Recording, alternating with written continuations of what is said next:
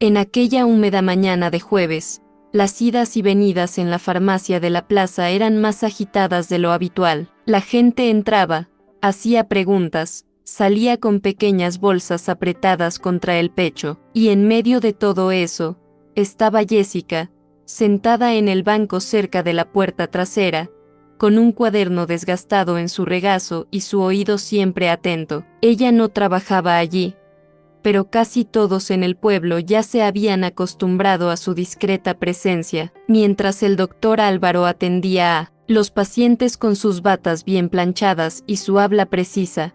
Jessica prefería escuchar. Escuché los síntomas, las historias, los miedos. No llevaba uniforme, ni tenía un diploma en la pared, pero llevaba consigo otro tipo de conocimiento, el que se construye a través de la convivencia con su abuela, que era curandera, a través de noches de lectura solitaria, a través de notas escritas a mano con la paciencia de quien sabe que el cuerpo habla más fuerte que las recetas preparadas. La tensión empezó a crecer allí, poco a poco, en silencio. No fue con un escándalo ni con una sirena de alarma, sino con pequeñas quejas que se repetían, provenientes de distintas personas. Doña Marlene, por ejemplo, había empezado a sentir palpitaciones después de tomar un jarabe recomendado por el farmacéutico. Nada grave, le dijeron.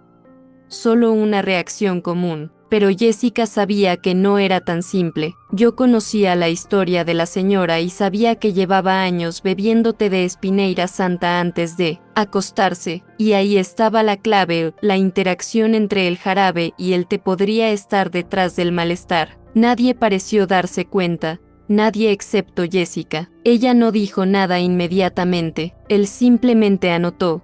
Observó y comenzó a cruzar información en su cuaderno como quien arma un rompecabezas invisible a los ojos de los demás. Fue cuando ocurrió el caso del señor Joaquín que todo adquirió otra dimensión. Había ido a la farmacia con un ataque de dolor articular y salió con un potente antiinflamatorio. El problema es que, como lo había hecho durante años, continuó bebiendo el té de sucupira que cultivaba en el patio trasero, una receta que había aprendido de su padre. En menos de 2 días, su piel estaba amarilla, se sentía muy mareado y tenía una sensación de debilidad que casi lo hizo desmayarse en el patio trasero. Lo llevaron al centro de salud y lo mantuvieron bajo observación, pero allí nadie pudo explicarle exactamente qué estaba sucediendo. Solo Jessica, que por casualidad escuchó al nieto del hombre comentar lo sucedido en la plaza, ató los puntos.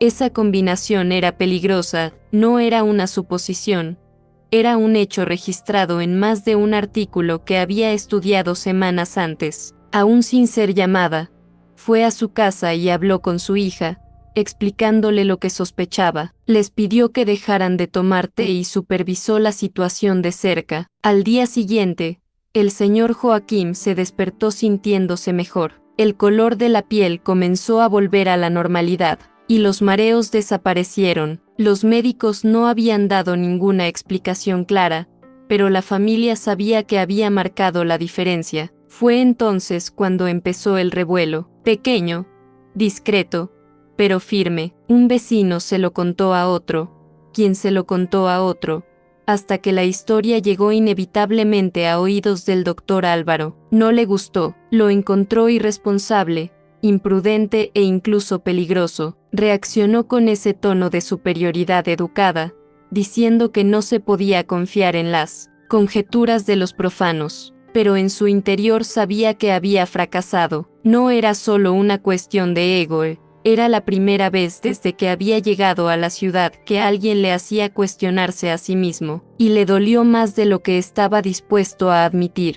Jessica, por otro lado, no parecía buscar reconocimiento. Ella no se jactaba ni le importaba quedar bien delante de los demás. Continuó con sus cuadernos, sus observaciones, su manera tranquila de hacerse presente, pero cualquiera que empezó a mirar más de cerca vio que su lugar allí ya no era el mismo. La gente empezó a buscarla con más frecuencia, al principio con discreción, como pidiendo una segunda opinión sin querer hacerse notar. Luego, con más confianza, trae preguntas, síntomas, frascos de medicinas y hojas secas recogidas en el patio trasero. Ella no se presentó como una experta ni pretendió ser una curandera. Él simplemente escuchaba atentamente, explicaba lo que sabía y ofrecía orientación cuando creía que podía ayudar, teniendo siempre mucho cuidado de no sobrepasar los límites. Con el tiempo,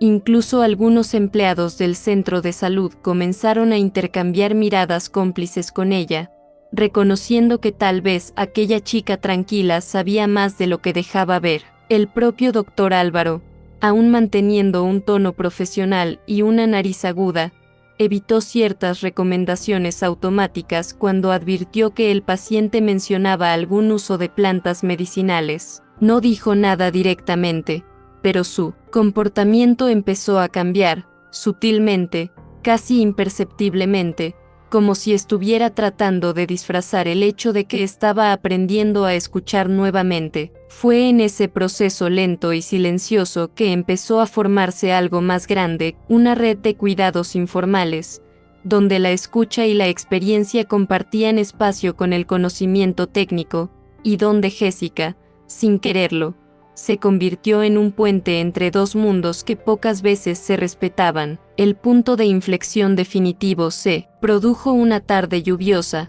cuando el hijo de doña Elsa apareció en la farmacia casi llevando a su padre en brazos. El señor C., un hombre fuerte y silencioso, tenía los ojos hundidos, sudaba fríamente y respiraba con dificultad. Había empezado a tomar un nuevo medicamento para la presión arterial alta la semana anterior, pero nadie le había preguntado, ni él le había contado que bebía té de laurel con limón todos los días, por recomendación de un viejo vecino. El doctor Álvaro respondió rápidamente, midió la presión arterial, revisó la saturación e hizo lo que pudo con los recursos limitados que tenía, pero nada explicaba por qué la situación empeoraba tan rápidamente. Fue entonces cuando Jessica, que estaba allí por casualidad, escuchó la palabra rubia y sintió que se le revolvía el estómago. Pidió permiso, casi sin pensar, y habló, con calma pero con firmeza. Explicó la interacción de la que tenía conocimiento, citó el estudio que había leído y señaló el riesgo potencial de combinarlo con la medicación que había tomado. El silencio que cayó después de lo que dijo fue pesado, pero breve. El doctor Álvaro dudó. Luego sacó su celular y comenzó a buscar algo. Cuando encontró la referencia que confirmaba las palabras de Jessica, su rostro se puso serio, pero no dijo nada. Simplemente pidió que se llamara al equipo del centro de salud para ajustar la medicación y vigilar más de cerca al paciente. El padre de doña Elsa pasó la noche en observación y, gracias al rápido cambio de comportamiento, mejoró al día siguiente. No hubo celebración ni aplausos, pero todos sabían lo que había sucedido. A partir de ese momento algo realmente cambió, no solo ante la mirada del farmacéutico, sino ante la de la comunidad. Fue como si, finalmente, lo que Jessica hizo, y sabía hubiera ganado un espacio legítimo, aunque todavía no estuviera oficialmente reconocido. En los días siguientes, Jessica volvió a su rutina habitual, sentada en el mismo taburete,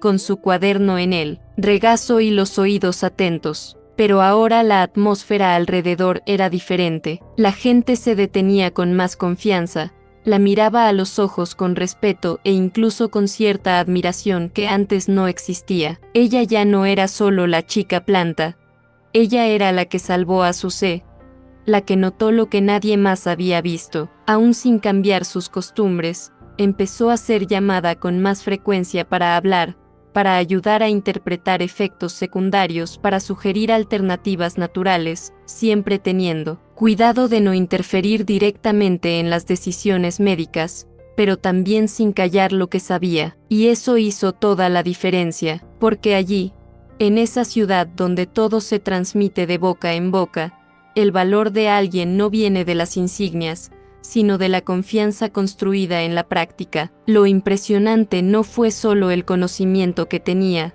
sino la forma como lo aplicaba, sin arrogancia, sin disputas, con un estilo de escucha genuina que contrastaba mucho con el tono técnico y, a veces, impaciente del doctor Álvaro. Esto realmente empezó a molestarlo. Al final del día, aunque un tanto incómodo, la tomó aparte y le preguntó sobre un té que le había mencionado una paciente, algo que él mismo no sabía cómo evaluar. Fue rápido, sin ceremonia, pero dejó a Jessica sorprendida. Eso no fue solo una pregunta, fue un reconocimiento, pequeño pero simbólico. No se hicieron amigos ni socios, pero, a partir de ese día, hubo un cambio sutil en el ambiente, un intercambio posible, una escucha más atenta, un respeto que empezó a construirse, no por obligación, sino por una necesidad real de comprender el otro lado del cuidado. Aún con todo esto,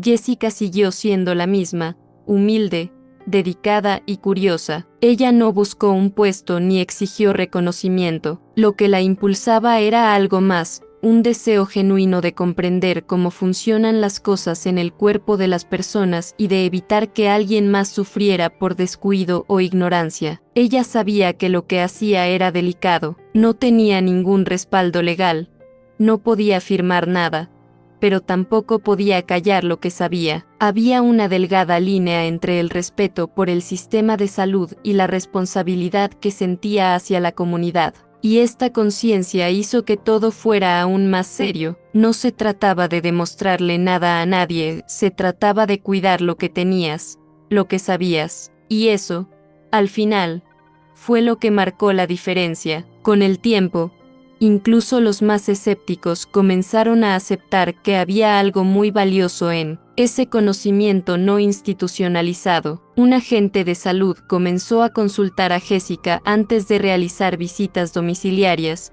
queriendo comprender las posibles interacciones con los tés populares. Una técnica de enfermería comenzó a recomendar que los pacientes hablaran con ella antes de usar cualquier planta por su cuenta, y así, poco a poco, se fue formando un puente, no perfecto, no siempre reconocido formalmente, pero real y funcional. Jessica se convirtió en un referente, no por imponerse, sino por permanecer, y fue precisamente esta constancia silenciosa, unida a un cuidado atento, lo que le permitió conquistar un espacio raro, el de la confianza legítima, construida fuera de las reglas, pero dentro de la experiencia. En un pueblo pequeño como ese, donde todos se conocen por su nombre y los rumores viajan más rápido que Internet, lo que le ocurrió a Jessica se difundió de forma natural. No llegó a los titulares ni recibió un homenaje oficial, pero su nombre empezó a mencionarse en conversaciones con un tono diferente, uno que mezcla respeto con gratitud. Muchas personas que antes fruncían el ceño ahora se detuvieron a escuchar, y lo más interesante es que, incluso ante este cambio, no dejó que su ego hablara más fuerte. Continuó estudiando como siempre, manteniéndose al día con los artículos que descargaba en su celular, tomando notas que solo ella podía entender en su cuaderno, que estaba casi vacío. Sabía que el conocimiento era un camino sin fin y quizá, por eso nunca se conformó. Su búsqueda fue silenciosa pero intensa. Ella no quería ocupar el lugar de nadie, solo quería asegurarse de que nadie resultara perjudicado por la falta de información. El episodio del Señor se acabó convirtiéndose en una especie de hito en la memoria colectiva de la ciudad. No es que hablara de ello a menudo, era un hombre reservado, pero siempre que se cruzaba con Jessica en la calle, se aseguraba de saludarla con un largo gesto y una mirada de reconocimiento. Ese tipo de gesto, pequeño a los ojos de un extraño, tenía para ella un peso enorme. Representaba algo que ni siquiera los mejores cursos podían ofrecer, una prueba viviente de que ella hizo una diferencia en la vida de alguien. Y, más que eso, la certeza de que escuchar y estar allí importaba. Esto la fortaleció en los días en que la asaltaban las dudas y se preguntaba si debía continuar, porque no siempre fue fácil. Había días en que el cansancio pesaba, en que el desprecio velado todavía dolía, pero luego me acordé de todo eso y continué. Fue por esa silenciosa persistencia que un día la dirección del centro de salud la llamó para conversar. No fue una oferta de trabajo ni una propuesta formal, el sistema aún tenía demasiadas barreras para eso, pero fue una invitación simbólica y poderosa. Querían que participara en un grupo de discusión sobre conocimientos populares y salud comunitaria, organizado por el propio centro de salud. Por primera vez, el espacio que siempre parecía cerrado, comenzó a abrirse. Jessica se fue, se sentó allí entre técnicos, enfermeras, un médico y 2 agentes de salud, y habló con la misma tranquilidad de siempre. No utilizó términos difíciles, no quería impresionar, él solo contaba lo que veía, lo que sabía, lo que aprendía cada día de las personas y de las plantas. Cuando terminó, el silencio fue más respetuoso que cualquier aplauso, y ahí lo entendió. Tal vez nunca tendría un diploma en la pared, pero su lugar en esa red de atención ya estaba garantizado. Desde entonces, su rendimiento se ha vuelto aún más sólido. Comenzó ofreciendo pequeños talleres sobre plantas medicinales, enseñando los conceptos básicos con sencillez y cuidado. Ella nunca afirmó ser dueña de la verdad, y siempre reforzó que nada podía reemplazar el monitoreo profesional, pero que saber cómo reacciona el cuerpo y cómo interactúan los medicamentos entre sí era un derecho de todos. Esto hizo que más gente se interesara, hiciera preguntas antes de usar algo nuevo y respetara sus límites y pautas. Poco a poco, el prejuicio dio paso al diálogo, y si antes era vista como una entrometida, ahora era considerada una valiosa colaboradora, aunque todavía no hubiera puesto para eso. Jessica no cambió de ciudad ni de profesión, continuó viviendo en la misma casa sencilla, recogiendo hierbas en el patio trasero y escribiendo todo lo que aprendía, pero en el interior, muchas cosas han cambiado. Hoy camina por la plaza con una postura diferente, no porque se crea mejor que nadie, sino porque lleva la ligereza de quien sabe el valor de lo que hace. Ella sabe que el mundo todavía tiene muchos muros, especialmente cuando se trata de reconocer conocimientos que surgen fuera de la universidad, pero también sabe que la escucha, el cuidado y el respeto son fuerzas capaces de abrir caminos donde antes solo había muros, y eso es lo que la mantiene en marcha, incluso cuando nadie la mira, porque, al final del día, lo que Jessica hizo y hace es lo que sostiene cualquier verdadera red de cuidados. Observa, se preocupa y se involucra, no por el título, sino por la vida que late en cada persona que entra a esa farmacia portando algo más que una receta, llevando historias,